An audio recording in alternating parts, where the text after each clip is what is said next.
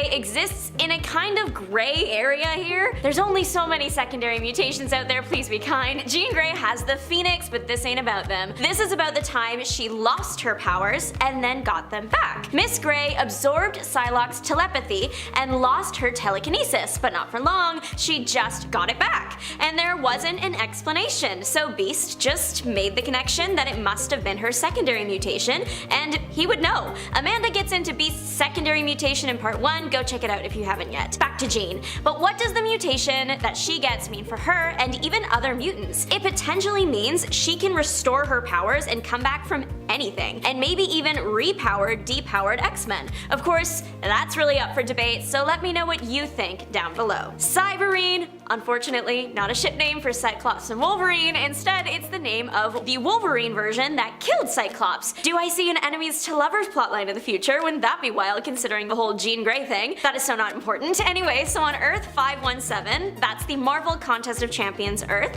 Wolverine kills Cyclops. Hurting a friend to that extent is traumatic, and the psychological aftermath of it all caused Wolverine to experience a secondary mutation. This mutation allegedly was mimicking Cyclops' powers. So now we have a Wolverine with all his regular bells and whistles that also basically has laser eyes. New fear unlocked. Richard Gill of Earth 616 is better known as Wildside. He was a founding member of MLF, the Mutant Liberation Front. They are not good guys. His original mutation was hallucinations. He did this likely through telepathy, and he was pretty good at it. Unfortunately for him, he was depowered after M-Day. But hey, he survived, and that counts for something. He did eventually get his special talent back through the Mother Vine thing, plus a couple bonuses that made him an even bigger problem than before. They made his powers the same, but better. Instead of just hallucinations in the head, they were also kind of physical. As long as Wildside is conscious to keep it running, you're basically in a fever dream that feels super real and you can feel pain in. But if you knock him out, you're good. Black King, not to be confused with Black Tom from part 1,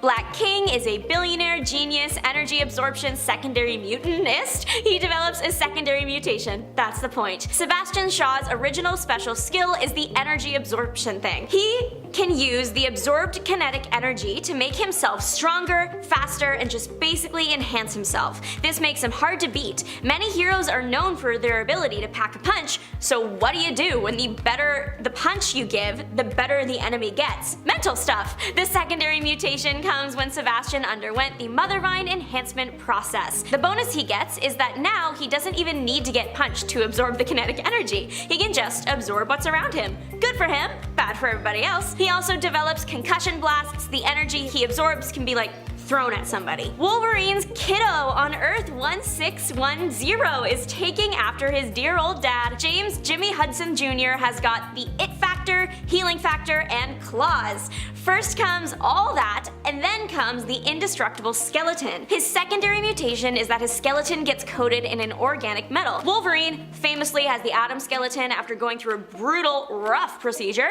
but his son, he just comes with it built in. It's what lets the kid have metal claws just like his dad. The metal trick can also make a pretty sturdy mouthguard. Unfortunately, Jimmy never knew his dad. Jimmy was adopted early in life, like newborn early, by Wolverine's friend James Hudson. But Jimmy did know the X-Men. Kitty Pryde was one of the first to meet him. She brought some of Wolverine's stuff and a hologram of Wolverine explaining to Jimmy that he was his son. She encouraged him to try out his mutations for the first time. Sabretooth doesn't just hate Wolverine, apparently. He hates the whole family tree because Sabretooth attacked little Jimmy too. Well, he was a teen at the time, so he wasn't that little. Some parents pass down family rings and some enemies for life. If you are trying to find Jimmy online, you might see the alias Poison attached to it. Well, one horrible day, the Poison Hive invaded Earth 1610. One invaded Jimmy. Long story short, most of the poisons end up eliminated, but lucky for Jimmy, not the one in him. That one dubs itself just Poison and walks the Earth in Jimmy's body. They are not on the same side at first, they are each fighting for control of the body,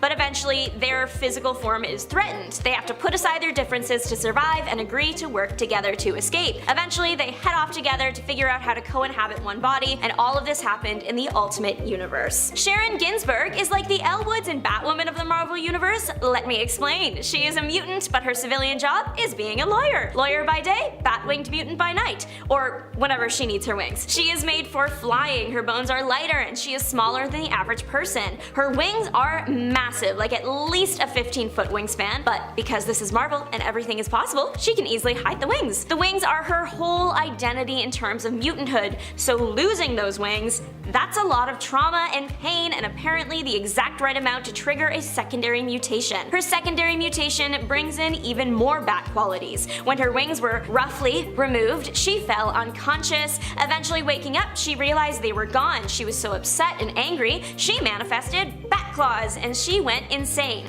She was captured in X-Statix 11, and we haven't seen her since. I hope she's doing well. Thanks to a secondary mutation, Havok can wreak havoc forever. But first, Alex Summers' talents include energy absorption, even from something like a star. Because of that bit with the star, he is definitely immune to extreme heat and radiation too. He shoots plasma blasts, usually from his arms. They can be used as a weapon or to even help him fly. So that's pretty much everything he had going on before the secondary mutation. His secondary mutation appeared in the Mutant X storyline. Alternate reality versions of Alex Summers got yanked together by a cosmic force, and we don't really learn that anything serious mutation-wise has happened until Alex passes away, then doesn't. He wakes up in a different timeline in a different version of himself. Now, he has the ability to shift his consciousness from one version of himself to the next. Can he die? Maybe. Being a host for the nexus of all realities is what caused this. You've heard of Mother Earth. Get ready for Nature Girl. She does go by a few names, and I was not prepared for one of them. Her civilian name is Lin Lee, but her other mutant name is Armageddon Girl. That's a 180 from Nature Girl. It is fitting though, because she did do a 180. She started out as a hero. She attended the School for Gifted Youngsters, named the Jean Grey School for Higher Learning at the time. It had been established that she could control or influence nature and animals. Make birds carry her, plants fight for her, that kind of stuff. She goes off the rails and joins the bad guys. Bad for everyone else, but good for her because she discovers her secondary mutation. She not only has a connection to all things in nature and can influence them, she can draw power from them to make herself more powerful. The power she is drawing though is basically the thing's life force, so she usually ends up killing whatever it is that she's drawing from. Right around one of the last times we saw her in the X-Men Unlimited Infinity comic is when she started going by the name Armageddon Girl. Pietro and Wanda are probably the most, maybe, famous mutants, it's a whole thing with them, of the Marvel Universe, but there's another set of definitely mutant power twins that deserve some attention too. Northstar and Aurora. They are a beacon of light, literally. When they were babies, they were separated after a car crash killed their parents. While separated, they both learned of their mutant abilities on their own throughout their teenage years. Both twins are very fast. Northstar used this to become an Olympic champion. They can both fly, but their big trick only appears when they are together, so sweet. When they physically touch, they can generate a powerful, bright light. It can blind or simply just distract enemies. The secondary mutation manifests after a series of experiments requested by Aurora so that the twins can do the whole light thing without touching. It works, and now they both have a semi-new talent. Angelic X-Men Warren Worthington III was just a guy until he got his wings. Then he was a mutant with the ability to shockingly fly. The wings have other uses too, they are really strong, so he can use them to fight. Angel, unfortunately, got mixed up with Apocalypse, and Apocalypse planted a death seed in Warren. Warren becomes Archangel on his way to being the next Apocalypse, which is a very bad thing. He doesn't get there though, good news. What he does get is healing blood. Kind of. Warren himself gets an accelerated healing factor, but if you were to get a blood transfusion from him, that blood is supercharged with the healing powers. We see this happen in Uncanny X-Men 420. I'll take a wild guess and say that he's got the universal blood type. He also got blue skin. He used to be just a guy. Look at him now. Number 10. Thermokinesis. Considering his name is Iceman, everyone knows that Bobby Drake has cryokinesis, aka the ability to generate, manipulate, and fully control ice and snow. But this goes hand in hand with his thermokinesis as well. This is the ability to lower both his external and internal body temperature, which projects intense coldness from his body. Like the rest of us humies, the nerve centers for regulating Iceman's body temperature are found in the part of the brain called the hypothalamus. Unlike us though, Iceman can mentally override his hypothalamus to allow his body temperature to be lowered. This ability converts the latent thermal energies in and around his body into an unknown form of energy that is then dissipated. Now this would potentially hurt a human, but a related mutation has also rendered his body tissues unaffected by sub-zero temperatures, thankfully and luckily. Iceman can consciously immediately lower his body temperature from its normal 98 degrees Fahrenheit to absolute zero and lower within the span of a few tenths of a second. Number 9. Icy cover. As Iceman's body temperature drastically falls, the surrounding moisture in the air that is in contact with him also begins to lower in temperature. In a similar but much more extreme way that condensed moisture forms frost, the moisture surrounding Iceman forms an icy covering which encompasses his entire body and obscures his face. When Iceman first began doing this and appeared in the early X-Men comics, this ability essentially made our mutant look like a snowman. He was covered head to toe in snow. But as Bobby learned to increase the severity of his coldness, the consistency of this frozen moisture became crystalline ice. This ice constantly cracks with any movement of his body and immediately reforms, allowing Bobby to move, but with a cracking ice sound every time. Through practice, Iceman has learned to control the intensity of his coldness, and he can selectively lower the temperature of isolated parts of his body to cause this icy shielding in specific areas. Number 8. Organic ice form. But Bobby doesn't only cover himself in ice, he can also completely become ice. Hilariously and kind of redundantly, it's called organic ice. I don't even know if that makes sense. Though the appearance can be similar to when he covers himself in ice, in this form Iceman is now virtually indestructible, or rather, he is basically unkillable, able to reform himself from being shattered or evaporated, and he is completely translucent in his ice form as well. He has even been incinerated while in human form and was able to rebuild himself in ice. In his ice form, he is able to use the moisture in the air to form spikes, shields, and attach other extra appendages to his body, which he can use in combat.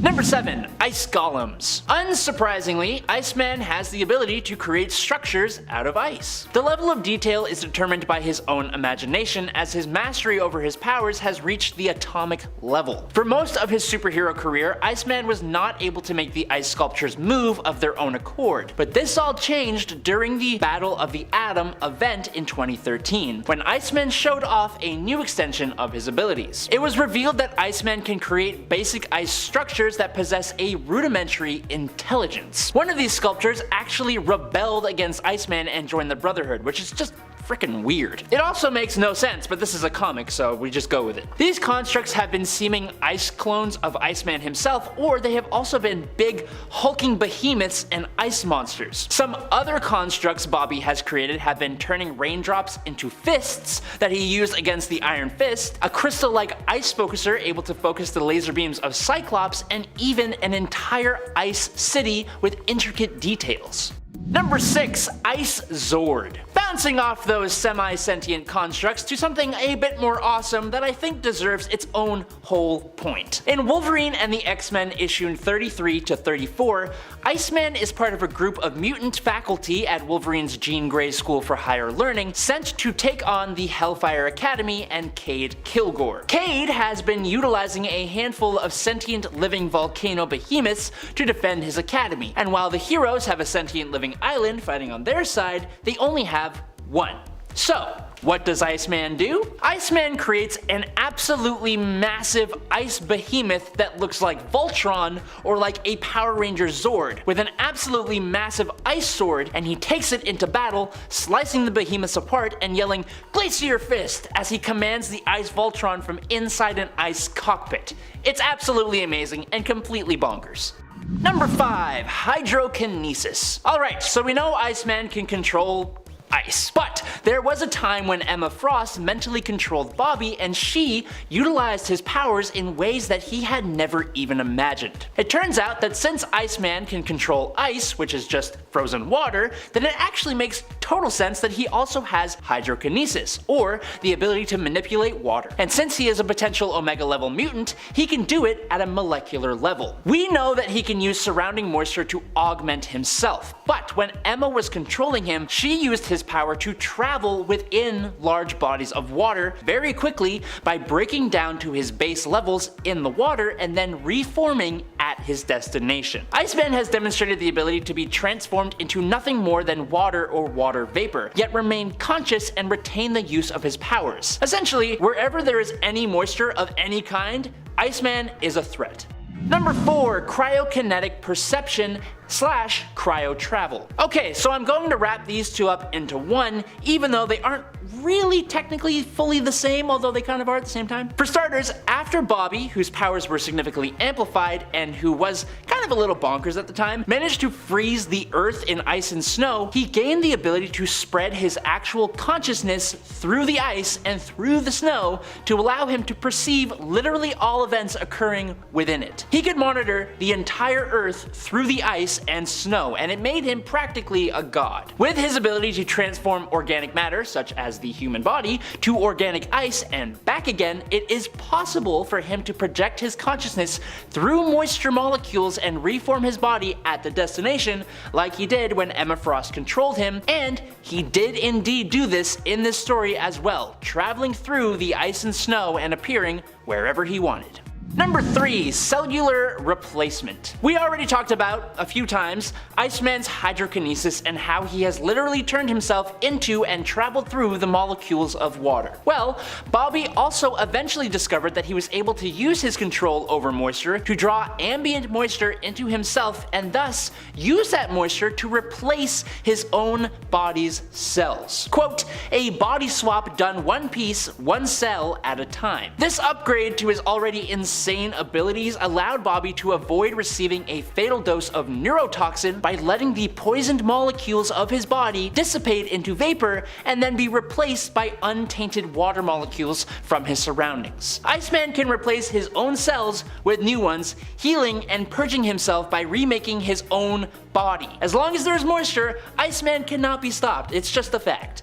Number 2, Thermo Vision. With such a fine-tuned control over cold and temperature like what Iceman has, it would make sense that he would be able to maybe sense or feel heat. But it turns out he can literally see it. Because of the absence of heat around himself when his temperature is dropped, Bobby can literally see beings simply based on the heat signatures they give off. This happened most famously when the X-Men were facing against Onslaught. At the time, Onslaught managed to mess the X-Men's perception of things and became invisible. Luckily, the X-Men had Bobby. He scanned the entire room, and thanks to the heat that Onslaught's body was naturally giving off, Bobby saw Onslaught the minute he entered the room, using his ice blasts to attack him and break his psionic shielding, allowing the other X-Men to see him too. And finally, in at number 1, he can stop the Juggernaut. The Juggernaut is not just strong. The Juggernaut is fueled by magic, powered by a massively powerful extra-dimensional being called Sidorak. Through Sidorak, Juggernaut was granted the ability to gain unstoppable momentum with each step, to the point that not even the hammer of Thor can stop him in his tracks. Who cares about ancient magical Uru metal hammers though, when you have the power of ice? Iceman managed to completely stop the Juggernaut in his tracks during one of the X-Men's many encounters with Kane Marco. Now it is worth noting that Juggernaut was not in his top form at the time, but regardless, stopping the Juggernaut dead in his tracks using massive amounts of ice to immobilize him is incredibly impressive. But it wasn't the only way Bobby has stopped the guy, and this one, I have to warn you, is ridiculous even for a comic book. During another battle with the Juggernaut, Iceman got creative with his powers. Iceman used his powers to, and I quote, freeze the speed of light around him. Freeze the speed of light around Juggernaut. Iceman is so powerful he temporarily rewrote the laws of physics themselves to achieve his victory. It's also worth noting that in this same fight, he created wings made out of ice that actually allowed him to fly, which I don't think is possible. Personally though, if it was me, and I'm just gonna put in my own little opinion here, I would just make like a loop of ice so the Juggernaut slips and goes around and around and around and around, gaining speed and momentum, and then I would give it like a little offshoot ramp and just send him careening into space, like unable to stop. He would just be gone. What are you gonna do? Nothing. You can't stop. I'm just saying. Mutants are already gifted with amazing abilities that put them a cut above regular old humans like you and me. But then there are those mutants who get not one, but 2 mutations, giving them even more and more power, as if they needed it. The Blob, or Frederick Dukes, is one of those characters. Now, I really didn't give the Blob enough credit when I was growing up, and he can actually do some pretty cool things, and some things that didn't even occur to me. His actual main mutant ability, for example, is that he can essentially become immovable by creating a monodirectional increase of gravity beneath him that extends about 5 feet in radius from his center of balance. But what's even cooler is that, with some training, Blob was able to manipulate his gravitational aura outwards in order to trigger a localized implosion. Also, the Blob is incredibly durable. The fat on the Blob is able to absorb the impact of rifle bullets, cannonballs, bazookas, and even torpedoes. He has been able to survive being hit by a meteorite that was 50 feet in diameter moving at terminal velocity, but that's not all. Blob is also able to manipulate his body, basically shape-shifting to a degree. After undergoing the Mother Vine enhancement process, Blob developed a secondary mutation, liquid form.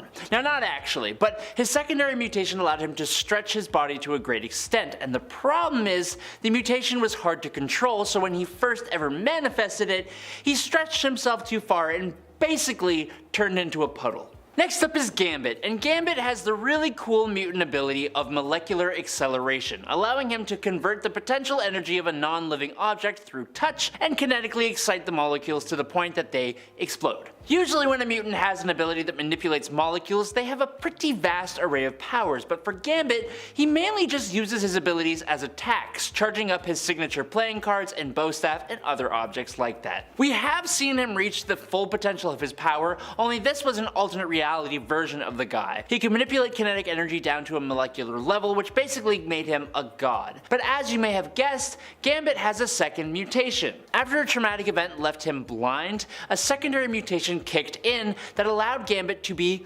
clairvoyant. Gambit's ability did not give him the power to consciously look into the future. Instead, his secondary mutation acted like a warning system, kinda like the spider sense. He could sense danger and react to it. Now, fortunately for him, Gambit got his sight back not long after losing it, meaning he stopped needing to rely on this secondary mutation, but he does still totally have it. Daken, or as he's going by now, Akihiro, possesses a lot of the same abilities as his father Wolverine. He has a crazy healing factor, superhuman senses, and of course, bone claws. But what some people may not be aware of is the one mutation he possesses that neither his father nor his sister / clone possesses. That power would be pheromone control. Daken has empathic pherokinetic abilities that allow him to use his pheromones to manipulate the emotional state and sensory perception of others. He has used this ability to instill intense fear, happiness, depression, fascination, and a false sense of security in others. The false sense of security one is probably the most interesting, as it's allowed him to sneak up on others without them even worrying that he could be there. He also has used this ability to alter others' depth perception and vision, making them fight sluggishly. He can also control his own pheromones to make him basically untrackable, even to someone like Wolverine. There are limits to Daken's pherokinesis, but it's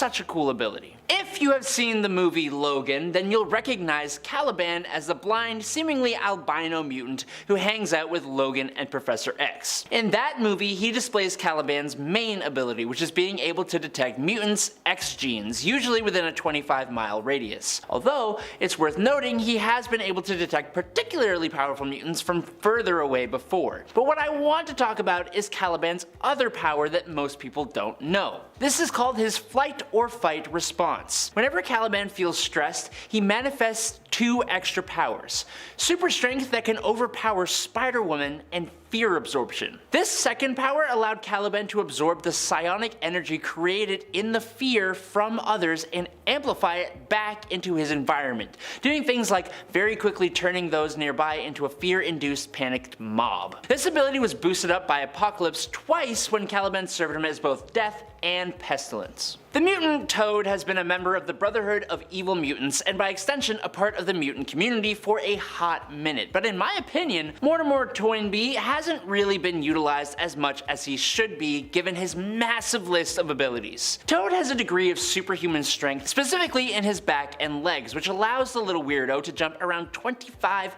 to 37 feet, and he'll kick you so hard that you are never getting back up again. He's got flexible bone structure, superhuman stamina, durability, reflexes, and agility. Toad, like a lot of super beings, has a regenerative healing factor, but unlike a lot of mutants, he has UV vision, a super strong 30-foot prehensile tongue, acidic saliva, sticky paralytic resin out of his pores, and pheromone secretion. I can understand why he isn't exactly at the top of the mutant landscape, partially because he's kind of really gross and just overall unpleasant, but he does have a hell of a lot of abilities to offer. The X-Force member known as Shatterstar, a lot like Toad, just has a huge list of abilities that just keeps getting added to. Kvedra 7 learned the arts of battle as a warrior in arenas on Mojo World, where he developed both a sense of honor and incredible fighting skill, but those aren't his abilities. He possesses a large superhero starter pack: superhuman strength, speed, agility, stamina, durability, senses, reflexes, agility, dexterity, coordination, balance,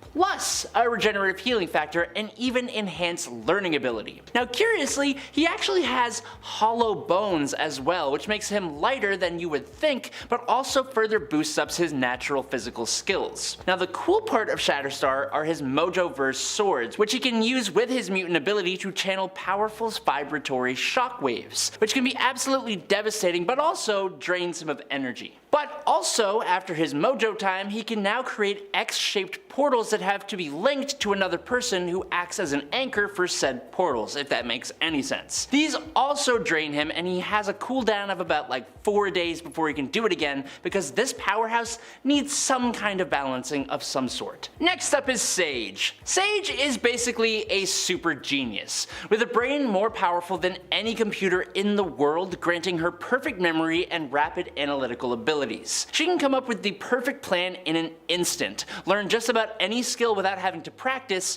remember everything she's ever experienced, perform multiple tasks at once by allocating a partition of her brain to each task, and, thanks to training with Professor X, she can engage in telepathy. Her telepathic abilities allow her to detect minds and read them, project thoughts, astral projection, cast realistic mental illusions, and she even has a kind of psionic defense unique to her called her firewall. But it doesn't even stop there, as Sage even has some biokinetic abilities as well, including reading another mutant or person's genetic code and DNA, being able to literally see who someone's related to, jump-starting latent or enhancing current mutant abilities, and she has complete control over her physical body, being able to expel nanobots from her body by controlling her immune system, almost like highly advanced antivirus. She needs more time in the spotlight, that's all I'm saying. Next up is Wolfsbane. Rand Sinclair has the mutant ability that I kinda wish I had when I was a wee little lad. She can turn herself into a wolf at will, and can even go into a transitional form that is basically as close to a werewolf without being a werewolf as you can get. In fact, she is basically a werewolf, but with none of the drawbacks of being that kind of monster. She retains all her faculties minus not being able to talk and just being a little tiny bit feral, and is not forced to change only at nighttime. Rain grows much larger than her human form when she changes, and gains access to some enhanced strength, a healing factor, and enhanced vision, which coupled with the body of a wolf grants her enhanced speed and reflexes as well. But then she got a secondary mutation, and it's a weird one. After becoming an agent of Mutant in X-Men Blue number 9, she gained the ability to somehow transform into a pack of 5 wolves, and on top of that, her general wolfy-like characteristics, like claws and teeth and all that jazz, also became stronger and sharper on top of that. Paige Guthrie is part of a family that has a lineage of mutant abilities. Sam Guthrie, Cannonball, Joshua Guthrie, Icarus, Melody Guthrie, Arrow, and Jebediah Guthrie are all part of her family. Paige's power is a wee bit unorthodox though. She has the ability to shed her skin, and by concentrating on specific chemical or elemental formulas, she can cause the layer of skin underneath to be a different element or shape or state. With that power, she's been able to have skin made of metal, diamond, granite, wood, rubber, glass, and one time she even managed to basically turn into a lizard, which should be a secondary ability all by its own. Husk has always had troubles with her powers, such as not being able to morph multiple times without intense pain. However, in Generation X, it got a little bit worse when Paige started suffering from dramatic mood swings and patchwork morphs. It was then revealed later that her secondary mutation also causes her to change personalities every time she morphs, and that can cause her to act out or even black out. And last but not least, as the daughter of Magneto, Polaris actually has pretty much exactly the same abilities as him. She can control and manipulate magnetic fields, allowing her to create force fields, fly on the Earth's magnetic field, emit magnetic concussive pulses that can overload and short-circuit electrical systems, and so much more. But there was a very short period of time where she gained a power we have never seen from her father. When the villainess Zaladane stripped Lorna of her powers, leaving her completely vulnerable, the jolt of losing said powers forced Polaris' latent secondary mutation to evolve. Polaris was now able to absorb negative emotional energy to transform into a virtual powerhouse. She grew in height and gained super strength, durability, and invulnerability. Basically, Polaris can Hulk out. Now, after regaining her magnetic powers, Lorna lost her Hulk-like abilities, but it is still technically something that she could do until the Scarlet Witch caused M-Day, which got rid of the ability altogether. Number 10. Control over life and death.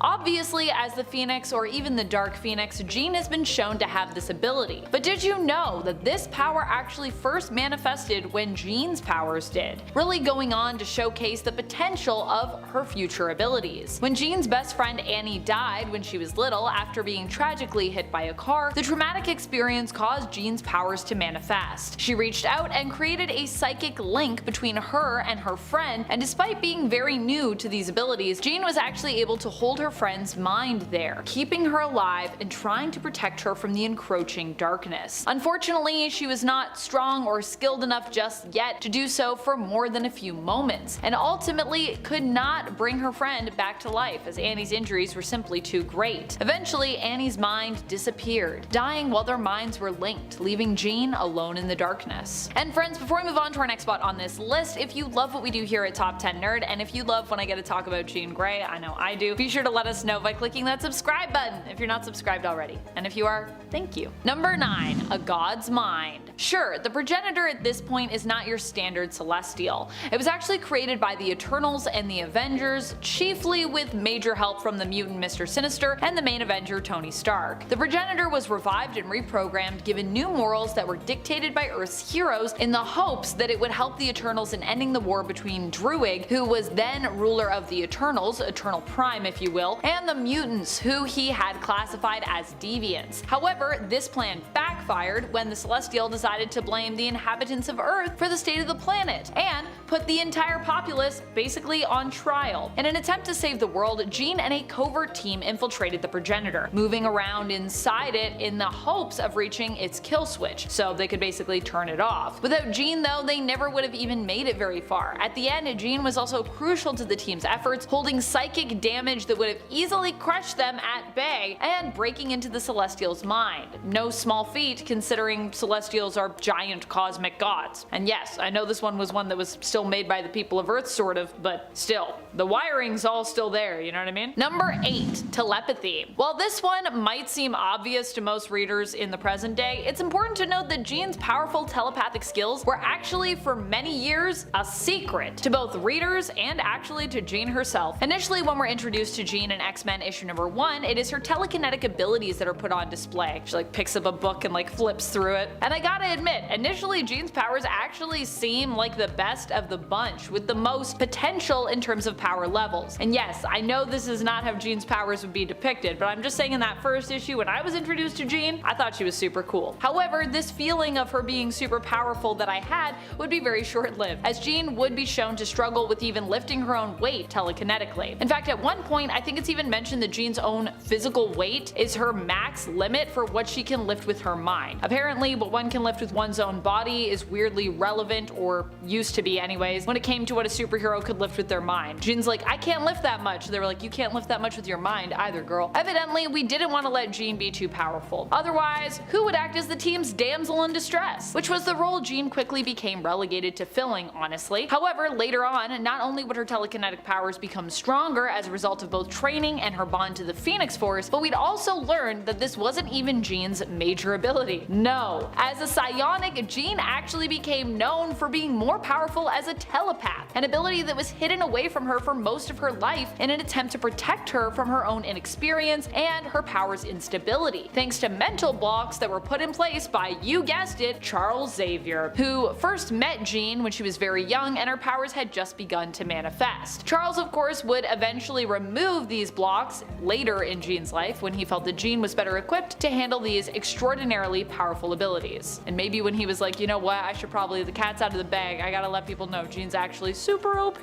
I think he didn't want Jean to harsh his mellow, to be honest. Number 7, empathy. One of the most overlooked powers that I think Jean and some others possess is the power of empathy. Empathy basically means that you feel what others feel. When someone says to you, I empathize, it's different than saying I sympathize, because they aren't just, imagining what you're going through and trying to understand it. They actually feel what you feel, likely having shared an experience with you or an emotional response at the very least. In comic book terms, being empathic, it doesn't usually just mean feeling what others feel. It can also mean controlling others' emotions, or using the emotions of people around you to make other people feel differently. A power that Jean has demonstrated before, like when she used her empathic skills to defeat Xavier's evil twin, Cassandra Nova. And she's actually used this ability to defeat a lot of people, I'm gonna be honest. But I don't think people think about the empathy, and it's pretty crazy, man. Number 6, finding the weakness. I mean, as a telepath, of course Jean can scan your mind and take with her any information that she finds. And this, of course, includes, you guessed it, any weaknesses that you have. Especially if you fall into the trap of thinking about said weaknesses while Jean is in your mind. If you have a nut allergy, watch out if Jean Grey's around you if you're fighting her. But even if you don't think about your weaknesses, Jean could probably easily find this out. That is exactly what she managed to do, although it wasn't quite as easy to know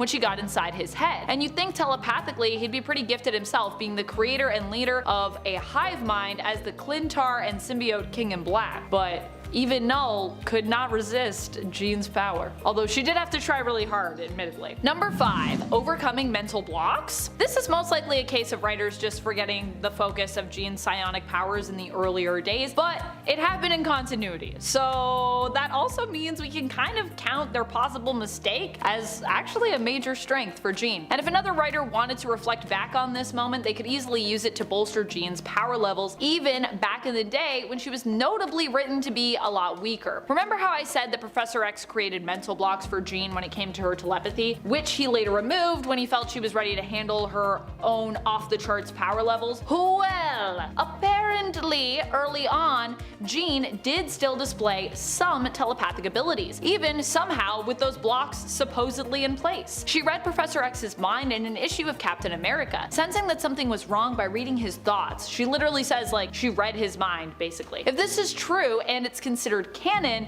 it would mean that Jean temporarily pushed through Xavier's mental blocks to read his mind, which, gotta be honest, that's like on a whole other level of power, I think. So if we want to count it as canon, there you go. Number 4, interstellar travel. When it comes to those with psionic abilities, we don't typically think of them as cosmic heroes who can fly through space and fight aliens, but guess what? Jean can. While bonded with the Phoenix Force, Jean has been shown to be capable of interstellar travel, propelling herself through space. The vacuum of space, she can just fly right through it and she feels fine, doesn't even need a spacesuit. She has also been shown to be able to fly and make it appear as though others are flying on Earth by using her telekinesis, but that one you probably already knew about. The interstellar travel though, that might have caught you unawares. Number 3, communicating undetected. Another great power as a telepath that Jean manages to have is keeping her telepathic conversations secret, which, when there's a lot of other telepaths around you, is not easy. Basically, there are many other powerful telepaths around you who could be trying to pry and eavesdrop on you, and a lot of them are also powerful. But Jean has managed to keep more than a few mental conversations a secret, even from some of the other most powerful telepaths in the universe, including Null, the god of symbiotes. While Null himself was in the middle of a telepathic conversation with Dylan, Jean actually managed to use her powers to slip into said conversation completely unnoticed, with Null not even aware that Jean was also talking to Dylan telepathically at the same time, and that Dylan wasn't really listening to him so much as he was listening to Jean. Jean. Honestly, kinda rude, but also, yeah, Jean's trying to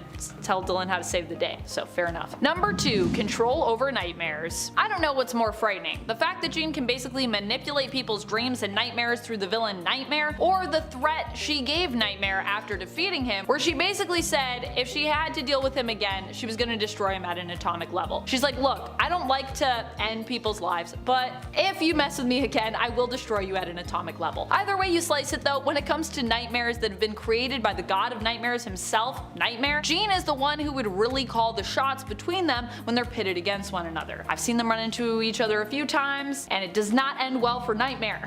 Number 1, the Phoenix Force. This is less of a power and more of a really interesting fact about a power. So for those of you that heard me say that title and go, well, obviously we know that, Amanda. Yes, yeah, I know. But I actually didn't know this fact myself initially, and I was surprised by it somewhat, so I figured I'd share it with you. We all know that Jean is one of the preferred hosts, if not, I would say, the preferred host for the Phoenix Force. But did you know that the all-powerful cosmic entity was actually holding Jean back? That's right. Jean has stated before that she actually became aware after the Phoenix Force left her that it was causing her to hold back her abilities and her power for fear of the Phoenix taking hold over her, because then she wouldn't have control. So while many like to say that Jean has only ever been extremely powerful when she's merged with the Phoenix, it turns out it's probably just the opposite. So yeah, Jean destroying like a whole world, apparently that's Jean holding back. Which honestly, to me, I gotta say, that all kind of makes sense. Saying Jean isn't actually powerful and that it's all the Phoenix has always felt like a cop-out to me, considering it's her own power and her own empathy that the Phoenix was seemingly attracted to in the first place. So you would think that would mean that she's at least on the same power level as the Phoenix, if not more powerful, and that's why it was like, yeah, I want you as the host, cause you got the power.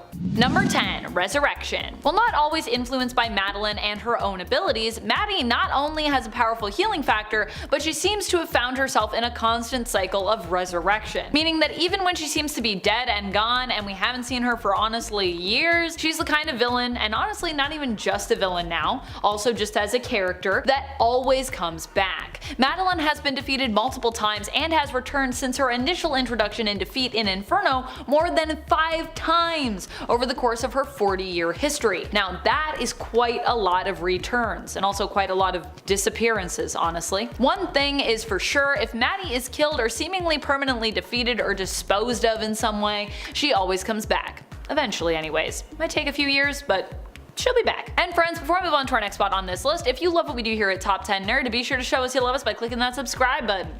Number 9, Phoenix Force. The Phoenix Force is literally a part of Madeline Pryor. No, seriously, she wouldn't exist without it. While some might argue that Madeline Pryor is a weaker version of Jean Grey, those folks likely don't understand her origin. At least her retcon origin.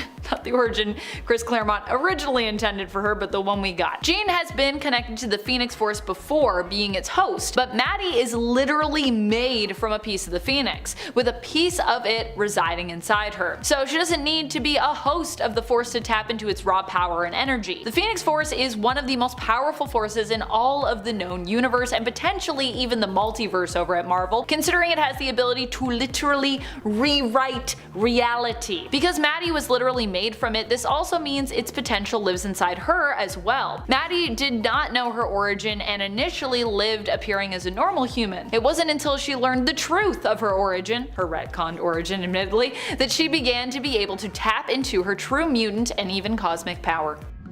Number 8, Psychic Link. Madeline Pryor has the ability to link her mind to another being. We see her doing this during the initial Inferno event, and honestly, it's pretty scary. It is in doing this that she almost completely destroys and defeats Jean Grey during their fight against one another. I can't even imagine having my mind psychically linked to someone, especially not someone who looks identical to me and seemingly kind of stole my life. I mean, whichever way you want to look at that, either from Jean's perspective or Maddie's perspective, they could definitely both share that perspective when looking at the other of someone stealing someone's life. Initially, the two women shared a psychic link, one that Madeline later exploits during Inferno in an attempt to kill Jean, although of course through harming herself. Madeline's plan at that point is to basically take her own life, thereby destroying Jean through their link, thereby taking Jean down along with her. If I'm going down, you're coming with me, and I'll go down if it means I can defeat you. Number 7 lives on in Jean. I think one of the most wild powers that Maddie has in the comics that we tend to overlook is her influence over Jean. Now, following the events of Inferno, Madeline's personality and memories basically lived on in Jean Grey. Jean was forced to take both Maddie's psyche and the Phoenix Force within herself in order to survive Maddie's psychic attack on her soul. This actually gives Madeline some power through Jean though. It's actually through Madeline's influence that Jean and the X-Men decided to fatally attack Mr. Sinister, seemingly destroying him permanently after Inferno. Although of course in reality he would return, because that's comics for you. Normally such use of lethal force would not be the X-Men or Jean's way, but it was Maddie's influence that actually prompted them to act as such. While it's not a power that Maddie can easily control or flex necessarily, it's still pretty impressive to think that technically Sinister initially being permanently defeated was in good part because of Maddie's influence on and manipulation of the heroes' psyches. Number 6. Take your memories. At one point, Madeline Pryor attempts to take all of Jean's memories, and even threatens to do so. During the Dark Web event, she actually worked with Chasm, the current evil persona of Ben Reilly, who had worked on a device that would forcefully take someone's memories from them. Ben was doing this to basically get the memories that he lost back during the Beyond event, aiming to get them back from Peter Parker's Spider-Man, since Ben's early memories were initially copied from Peter's mind when Ben was created. Without them, there was a big hole in his mind and his personality, a chasm, if you will, get it? Teaming up with Ben, Maddie sought to retrieve memories of raising her baby, who would eventually grow up through time to become Cable, from Jean. She felt that she was basically robbed of these memories after she was defeated in the initial Inferno event, with Jean taking over her role as baby Cable's mom. However, in the end, Maddie didn't have to forcibly take Jean's memories at all, as instead Jean chose to willingly share them with Madeline, having never wanted to fight her in the first place. However, it was still a power that Madeline has, and she could have used it, but she didn't. Number 5. Control over demons. Madeline Pryor isn't just known as Madeline Pryor. In the comics, she also has another name, the Goblin Queen. In fact, when I was recently cosplaying Maddie at SDCC this year, most people referred to me by that name. They call me the Goblin Queen. Most people knew me either as Jean's evil clone or just the Goblin Queen. Maddie earned this name after she made a pact with the demon of Limbo, thereby becoming their queen. Although she may have felt pretty in her power at that time, in reality she was still kinda just being manipulated by them somewhat. Still, Maddie did hold some sway over the goblins and demons of Limbo, considering that she was their ally and their partner. And you know, Goblin Queen. But like I said, how much power did she have at that time? I don't think she had a ton, really. Number 4. Her secret name. The really wild thing with Madeline Pryor that still amazes me is her secret name. I'm not talking about her title as the Black Queen or even the Goblin Queen. I'm talking more about the fact that no one really seems to know just how to spell her name. I constantly run into this on the internet, and while it might not seem like a power to some, in the DC universe and other different magically based worlds, it would likely be considered an asset. It would be considered a power because it would protect you. Madeline's name is spelled Madelyne, with Pryor as Pryor. The fact that so many struggle to spell it or even know it would be seen as an asset in many other magical worlds where there is considered to be power in knowing and having someone's name. Like over at DC Comics, this is why some magic users have actually used alternative names. That way they can keep their real ones a secret, so that way demons can't like get their names and like control them or manipulate them. Constantine initially even tried to do this with Hellblazer, but he became too well known and famous and decided to give up his code name as a kind of take that statement to the magic community as a whole. So that's where that name comes from. Number 3. Leave you speechless. As I said earlier, Madeline Pryor isn't just a powerful psychic, she was also crafted from a piece of the Phoenix Force by Mr. Sinister, putting her on the same level, if not above, potentially, someone like Jean Grey. Still, even then, I was pretty shocked when she reappeared in Hellions and used her powers to make Havok's mouth literally disappear. This could be perceived as an illusion, an illusory power, but the way it was gruesomely portrayed makes me think it was more of like Maddie manipulating and rewriting reality to literally erase Havok's mouth from his face, which she either did through, you know, maybe Phoenix connections or just through magic. A la Scarlet Witch with Black Bolt in Doctor Strange in the Multiverse of Madness. Pretty spooky stuff. Number 2. Rules over Limbo. Recently, in the New Mutants comic, Madeline Pryor once more became the Goblin Queen. But this time, more literally the Goblin Queen. She actually took over ruling Limbo from Magic, and what's even more wild is she didn't seek to conquer Limbo. She didn't take it by force. Instead, Magic decided to give over rulership to Madeline. Magic had her own reasons, largely to get some distance from something that was literally attached to and represented her childhood trauma, while Madeline obviously had much to gain from the change in power, chiefly a whole kingdom. However, unlike last time when Madeline wanted to use the power of Limbo for ill, she was revealed to have actually genuinely turned over a new leaf, it seemed, wanting to keep the demons of Limbo in check. At least, that's how it seemed initially. Her designs ended up being somewhat reimagined, shall we say, for the Dark Web event, as she was more depicted as a villain there who used Limbo's resources and populace to once more invade New York City. But we'll get to that in a second. I mean, that all got resolved now. It's kind of a weird thing though, where they were like, she's good. Just kidding, she's evil again. Just kidding, she's good again. You're like, what's happening here? What are we doing with this character? Number 1. Master Diplomat? Madeline Pryor is perhaps working towards becoming a master diplomat and leader. At the end of the Dark Web event, with Maddie once more being reformed and even becoming an ally of the X-Men during the event, fighting alongside them and even getting to call on them to assemble, so nice, she decides to open up her own embassy for Limbo, stationing it in New York City. Maddie does this to bring the darkness into the light, believing the spirits of Limbo have been hidden away for far too long, seeing them as representing her own darkness and basically saying like, we try to like hide our darkness and suppress it and like put it away, but you know what, in order to heal we need to bring it out into the light. She intends to make sure that the beings of Limbo are no longer rejected and in fact are seen and accepted by the world above, and in this case now around them. Which I kinda love, honestly. I think that's beautiful. And it said resistance to telepathy. Psychics in the Marvel Universe are undeniably real, with a significant number of mutants possessing psychic abilities, including members of the X-Men. Professor X, the X-Men founder, is a powerful psychic, and Jean Grey initially displayed telekinesis before unlocking her own psychic powers. Rachel Grey, Jean Grey's daughter from an alternate universe, is also a psychic and frequently joins the X-Men, but despite the prevalence of psychics, some heroes in the universe receive training to defend themselves against psychic attacks and probing, such as Wolverine, who was given psionic shields by Charles Xavier to enhance his resistance. While these defenses are not foolproof, they offer valuable protection,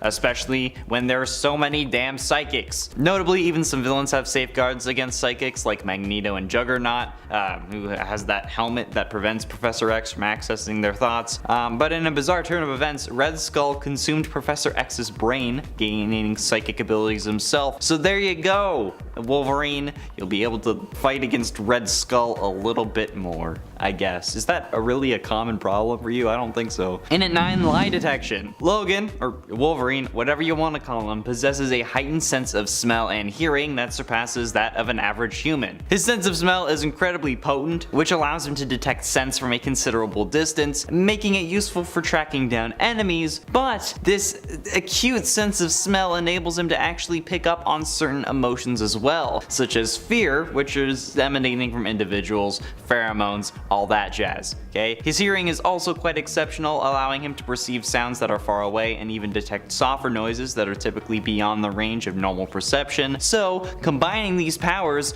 Wolverine actually becomes basically a human lie detector. By focusing on a specific person, he can determine if they are telling the truth or not by relying on his sense of smell, detecting changes in their scent and sweating patterns if they lie, while using his hearing to actually concentrate on their heartbeat and detect any shifts in their tone of voice, which is pretty dope, and I wish I had that in my last relationship.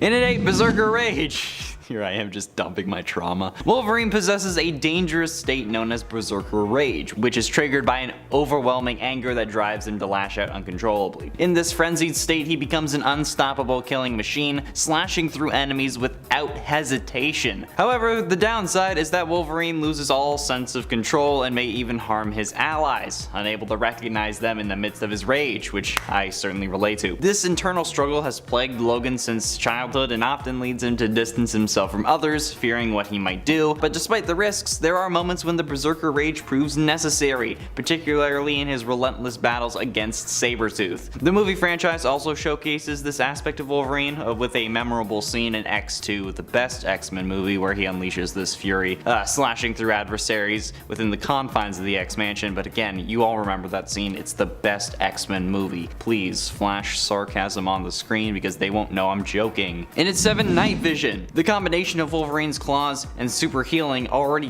gives him a formidable set of powers. Okay, the healing factor alone ensures that any wound is swiftly healed, including those caused by his claws, making him truly lethal. And alongside these regenerative capabilities that literally brought him back from a drop of blood, Logan possesses heightened senses like the super hearing, the smelling, and the ability to see in the dark. Although this power is often overlooked by some comic writers, it provides him with a distinct advantage in various situations. Wolverine has had an array of powers that has changed and evolved over the years, making him increasingly more powerful, but what initially began as a mutant with enhanced durability and claws developed into a character that is basically a, dare I say, Wolverine. Haha, get it? Yeah. He's constantly aware of his surroundings no matter what environment he's in because of this night vision, and his tendency to eliminate enemies before they actually pose like a genuine threat makes him exceedingly more formidable than normal. And this explains how he's able to do that, because you know, he can see in the dark. And it's 6 Swordsman. In the 1990s comic storyline Fatal Attraction, Magneto forcibly removes the adamantium from Wolverine's body, leaving him without his signature claws. In this adamantiumless period, Wolverine carried a katana given to him by the Yoshida clan for added protection. One notable use of this katana was when he ended up beheading Bloodscream. Yeah.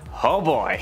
Later on, Wolverine acquired the Muramasa Blade, a sword with mythical properties capable of neutralizing a mutant's healing abilities, which is the unique blade that became his weapon of choice in certain situations, allowing him to confront and defeat formidable adversaries such as Omega Red and Sabretooth. And as it was the only weapon capable of truly ending Wolverine, therefore also able to end Omega Red and Sabretooth. But yeah, he's skilled with a sword, which you wouldn't really expect because, you know, he has the claws, but also makes sense because the claws are just basically tiny swords. Halfway through into number 5, Wisdom. Logan's journey as a superhero spans across significant historical events. Okay, he served in both World War I and World War II. He even fought alongside Captain America, and following these wars he found himself in Japan, where he formed a family only to tragically lose them, and these devastating losses combined with centuries of heartbreak contribute to Logan's bitter and cynical demeanor. But after going through the adamantium bonding process, he befriended Alpha Fight, a Canadian superhero team, and became one of Canada's earliest superheroes. His initial task involved intervening in a conflict between Hulk and a Wendigo. However, his path took a turn when he was sent to eliminate Charles Xavier, but ended up being influenced by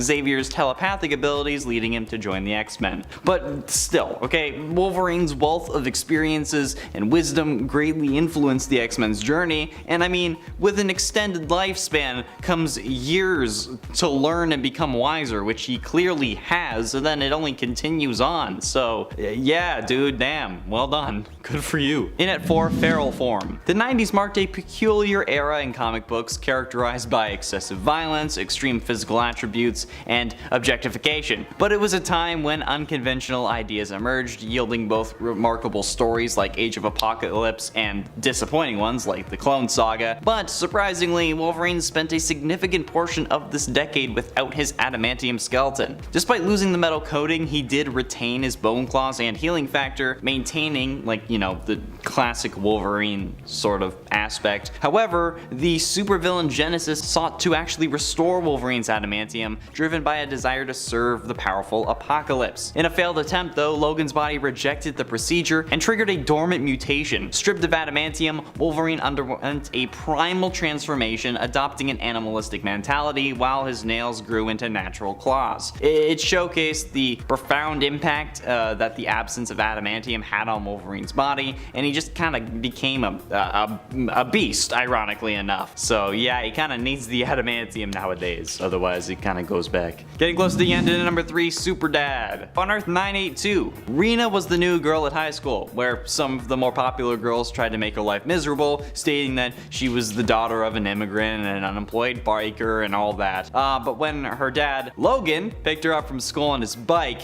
everyone's opinion changed, especially when they learned that her mother, Elektra, was a wealthy martial arts expert. Yeah, it's crazy what fear can do. However, life at high school wasn't just about dealing with like the crowd and, you know, normal high school things, because, you know, it's a comic book high school. So, as Wild Thing, Rena had to save a classmate from a high-speed kidnapper, defeat a computerized assassin, stop a demonic invader, and even fight one of her teachers when he was turned into a Prime Sentinel. But that's just high school. But the fact that he can just pull up to her school and then everyone stops making fun of his kid, that's a superpower, okay? And I wish my dad had that superpower. Although I probably wouldn't be as funny as I think I am if that had been the case. But ultimately, in number 2, time travel. When translating comic book superheroes to the big screen, screenwriters have to take creative liberties to adapt the material effectively, okay? What happens in comics can't necessarily work on screen. For example, Thanos' infatuation with Lady Death, which was a significant aspect of his character in the comics, was omitted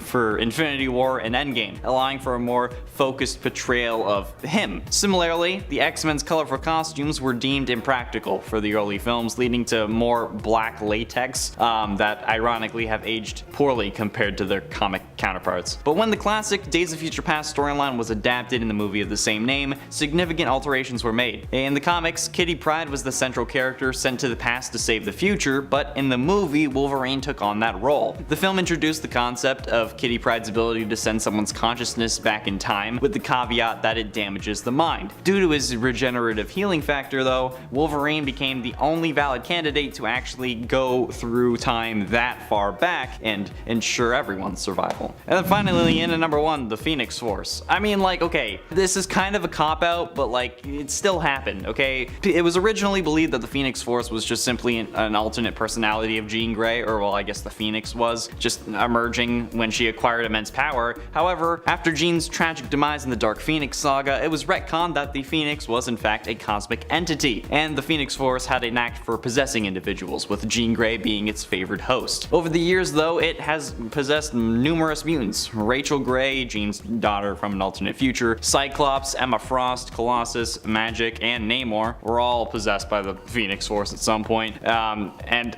simultaneously, in fact, forming the group known as the Phoenix Five, because, you know, you couldn't have one more, otherwise they would be competing with the Sinister Six, and you couldn't have one less, otherwise it would be like the Fantastic Four. You know, there's a lot of numbers that you gotta work with. But yeah, Wolverine has also had it, okay? So there you go. He's had that, and he has all those powers, or at least he has. And you know what, if you want to get mad at me for including this, that's fine. It's just engagement. Everyone knows Emma Frost's diamond form, but did you know this wasn't the first ever secondary mutation to even appear in the comics? What? This secondary mutation is an interesting one for me, as I didn't know about it myself. I've never been deep in the know when it comes to Elixir, so it was cool to find out that something I thought was just a core part of his standard mutation is actually perhaps secondary. For this point, we're talking about Elixir's physical mutation, the golden hue of his skin. This change occurred shortly after his first appearance. Only a few issues later, he actually uses his powers to heal himself and his skin changes to a golden color.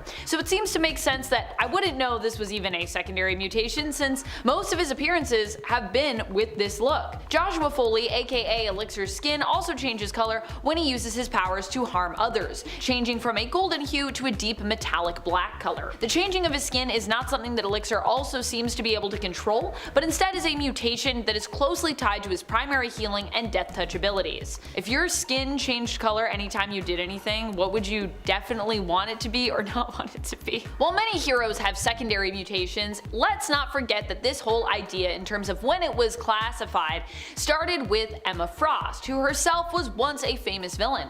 Likewise, there have been other villains who have also gained a secondary mutation, but who simply aren't as well known. Enter Black Tom Cassidy, a classic mutant villain, and if you aren't familiar with him, you should be. He's pretty cool. His secondary mutation has changed somewhat throughout his history. It's been described as giving him the upgraded ability to channel his bioblast through his fists, as opposed to needing wood to channel said blast, which is what he originally had, giving him his own plant form, and giving him the power to manipulate plants and wood around him. Like many others on our list, Black Tom actually got this sort of secondary mutation from being mortally wounded, but yeah, it's changed a lot throughout the years in terms of exactly how it works works or what it does. It feels weird to include Beast also on this list, but when I think about most people I know who love the X-Men, they usually always think of Beast as being default blue.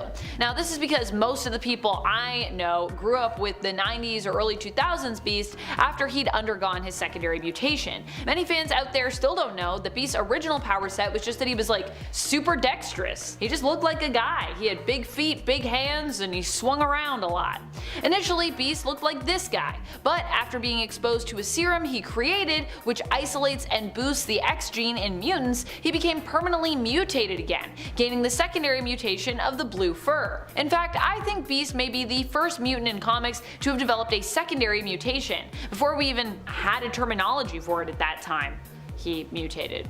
He's all covered in blue fur, which initially was actually like a gray fur, but that's a whole other story. That has to do with comics coloring and miscommunications and just how blues and blacks got often mixed up by people. With this next one, we're not talking about that time that Kitty Pryde was turned into a cat person in Wundagore, although that was a thing that happened. It was something though that she was given as opposed to an evolution of her mutant-based abilities, and it was temporary. With Kitty, or Kate, it's interesting as there are a few different instances where I feel one could argue that she manifested some kind of secondary mutation, or more specifically evolution of her powers. But this has also, I don't believe, ever fully been confirmed in the comics. Let me know if I missed something and if there is a page where someone says, this is a secondary mutation. I'd like to focus on the heightening of her powers over the years, which I believe is the version of a secondary mutation, as I understand what secondary mutations are, which can either be a significant power boost or it can be something additional. Some people, however, see secondary mutations as just something new and concrete added to a mutant's power set, like Emma Frost's diamond form, which exists separate from her telepathy, but it doesn't need to be that. And in fact, I think a major power boost does count, hence why I'm counting it. And if you don't agree, we can debate about it in the comments. Like when Kitty stopped needing to hold her breath while intangible, or when she was merged with the Black Vortex, becoming all-powerful, but then after giving up the Black Vortex's power, discovered that she had unlocked a new level of power through that, so after using it, it was kind of like an additional mutation. As I said, there are actually multiple moments for Kitty when I feel like this has happened, but those are the main ones that come to my mind. Speaking of folks who have seen major power boosts throughout the years, enter Bobby Drake, aka Iceman. Iceman has had a few different moments like Kitty Pryde where I would say his powers have evolved, and which could be considered a secondary mutation as he severely leveled up. When he learned he could manipulate his body into more than just ice or snow and learned to use his water form. When he learned he could just become straight up ice. That was a whole thing, because before he was, I believe, covered in it. When he healed back up after having his ice form shattered. And when he learned he could make ice clones. Honestly, Bobby's just had a lot of moments because he's super OP. Sync developed a pretty powerful secondary mutation after he returned from the dead during the Krakoan era, so this is a recent one, so you might not know if you're not following with modern comics, or maybe you are and you're like, oh my gosh, this is the one I do know. His secondary mutation is more suspected, I would say, than confirmed. Well, we know he has this ability now, but we don't necessarily know if it is a secondary mutation or not. The ability in question is that he can now remain synced with other mutants even without being near them. I believe the idea is if he's synced with you once, he can kind of sync with you whenever, but of course there are some limits to this and we're still kind of figuring out how that works. I don't think that sync using those powers if you're not near him would be as powerful. However, this mutation also takes a toll on his body and it seems to age him faster every time he uses it. In addition to this, he can also sync with superpowered non-mutants as well, which is huge. As I said, the full extent of his newfound abilities has not been explored, and I don't know if everyone would consider them to be a secondary mutation, as they're still tied to the same power set, but I personally do. I believe secondary mutations can also manifest in a boost to a predetermined power set, and I think this should count. To me, it's a secondary mutation, so there you go. Take it or leave it. Cypher is another hero who went from being kinda lame to kind of insanely powerful thanks to his own secondary mutation. Honestly, I've become a pretty big Doug fan in recent years, now that I better understand just how powerful his power set can be.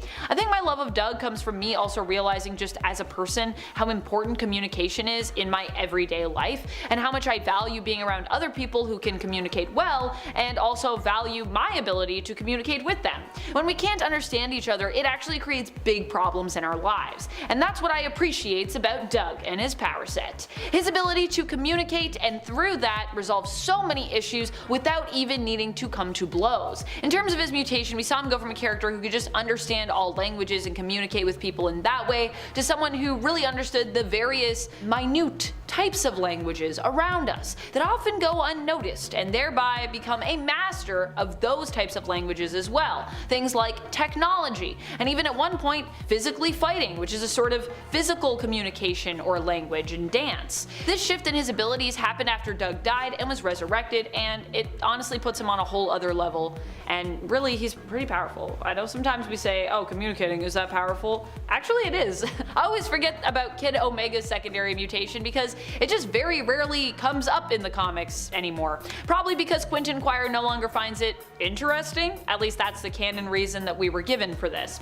Though I personally think it sounds super interesting, and I am surprised that he is bored of it. However, this is Quentin, so maybe I shouldn't be so surprised. He is often unimpressed by some of the coolest stuff, or at least he presents himself this way often. Kid Omega's secondary mutation here is a non-corporeal form, which when accessed also speeds up his consciousness and allows him as a telepath to reach out and connect with all sentient beings. He can think at the speed of light while in this form, but then again, even when Quire isn't in it, he is known for being one of the fastest thinkers and one of the smartest psionics on the planet. Maybe that's why he was like, it's alright. I become like whatever, I don't have a physical form, but like, I'm pretty cool even when I have a physical form. Said to be the daughter of Unis the Untouchable, one of the earliest X-Men villains, Carmella's mutant power set is similar to her father's. However, at one point her powers evolved even beyond her own control. This seems to be a result of being exposed to Mother Vine, which triggered a secondary mutation in her. This mutation would cause her energy field to overcharge the more she used it, making it more devastating in terms of the damage it did to the people and technology around her. And if you aren't familiar with Unis the Untouchable, his main thing was that you couldn't touch him because he had a field around him that made it impossible to touch him. But this is also a field that blasts out in Carmella's case as well. What was worse, she had no control really over the power of her energy field, and she also suffered as a result thanks to overcharge resulting in a backlash. So when it happened, she would also be in pain as well. So she'd be causing pain to others and then also be like, ow. I mean, I know she's like a villain normally, but still, sucks, you know? That would suck, whether you're a villain or not. Something about people being in near-death experiences that seemingly allows them to evolve out of survival. Mask is another one of those mutants, and Mask was inherently more of a villain in the comics, and also a Morlock. However, being a Morlock wasn't what made him evil, because Morlocks are not inherently evil. What made him evil was his outlook on life. His mutant powers allowed him to alter the appearance of others, basically turning him into one of the world's most powerful plastic surgeons. But at the same time, Mask was considered himself to be hideous, hence why he hid in the underground tunnels of New York with the Morlocks and usually led them. And his powers did not work on his own physical appearance. That is, until he was killed by Shatterstar. To survive, he had to move his organs around, and this actually unlocked the power within him to manipulate his own appearance. For a while, he actually used his powers to appear as Marilyn Monroe, no I'm not kidding, while leading the Morlocks. Although now Mask has seemingly gotten over his obsession with beauty and chooses to mostly appear just as he is. A friendly reminder to love yourself, friends. Take a page out of Mask's book. Actually, at least I think that's what happened to him. I don't know, I haven't read every single Mask issue, so. But if there isn't a Mask issue where he realizes, you know what, maybe I should love myself as I am, there should be one. And if there isn't, Marvel, if you need someone to write it, I'll write it for you.